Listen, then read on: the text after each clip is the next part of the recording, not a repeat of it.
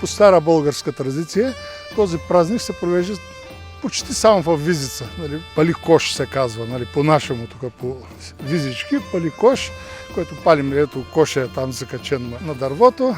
Отдолу се пали огън. Огън когато прегори, вече се прескача. Нали, това всичкото се прави за здраве, за берекет.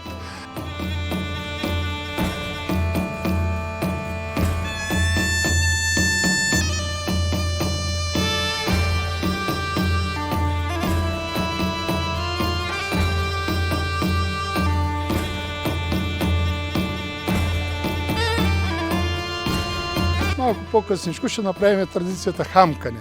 Това е за младите, за децата. Нали?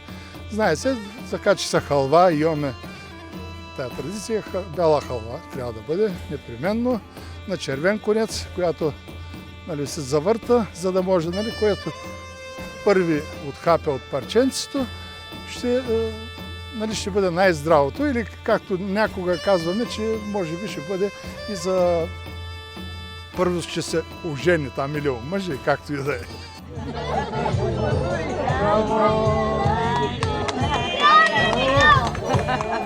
Браво!